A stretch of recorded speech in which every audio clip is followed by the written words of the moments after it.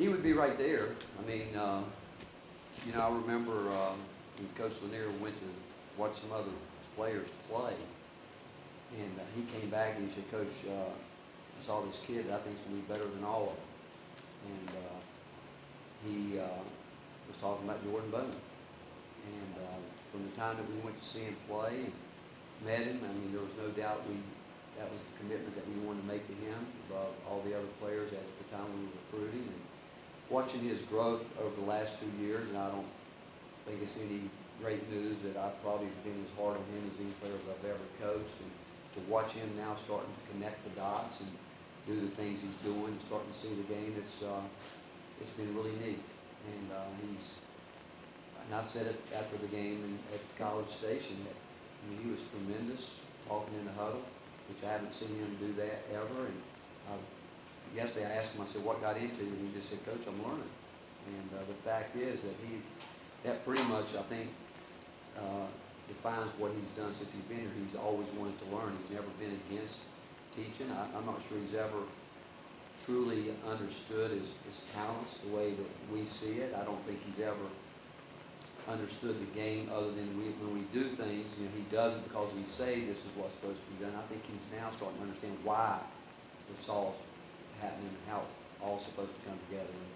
But he deserves the good fortunes he's having because, again, he's worked hard and he's been through a lot, ups and downs, but he stayed with it. And he can get better. He's got to get better, and I think he knows that his best basketball is ahead of him. He'll continue to work the way he's worked up to this point.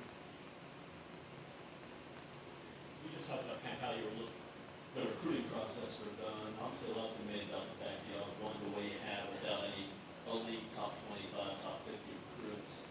When you were recruited early on, the juniors and seniors in your roster, what elements were you kind of looking for in terms of trying to find guys to be the right fits to kind of build this program the way you want? Well, I mean, there's no doubt, you know, we're always looking for talented players. We are. And, you know, there's some programs around the country that could never get by with recruiting the class that we brought in is having the success they're having right now because their media and their fan base would be screaming that, hey, we're not recruiting the best players in the country.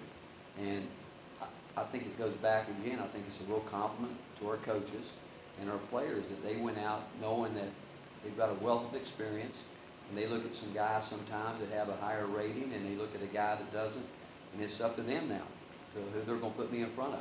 And what you love is when, and again, when Rob Lanier came back from seeing Jordan Bowman, there was no waver in his voice. You know, he said, hey, I'm telling you, this guy's got it, but he also knew that it was going to take time. And he made it clear, and he didn't know how long it would take. And so I could tell you many, many stories about assistant coaches that have gone to see guys that weren't highly thought of, but said that, hey, this guy's got a chance to be special, and it happened. And so I just think that I think I've gotten away from your question. I've actually forgot what you asked me, but just the fits you were looking for. What elements were you but looking at? again, but it was the same blueprint that we wanted. We knew we had to sign guys at almost every position, but it went back to, again, what we thought would fit into the culture that we have here, and that we were wanting to build. And that that first year, if I remember, not our first year, but the second year when we brought in Jordan Bone, Bowden, and all those guys, we brought, I think, 5 guys on one visit and said to them, this is who we want to build this program with. And that day, I can't remember all those guys, but I just know this, that Jordan Bone was the first one that said, I want to be a part of this. And I can't remember the other guys that came in at the time. Joshua Kogi and Darionte Jenkins. Yeah, and so, was it 3 or 4 of them? And Grant. And Grant. And I can't remember if Fulton had already been committed or not. Had he? I think so. But we said this is where we want to go. And before he left campus that day, he made the commitment and said, I want to be a part of this. And that's what you want. You want the point guard to be the guy that jumps first. And, again, but we were, at that point in time, we're trying to really fill a roster.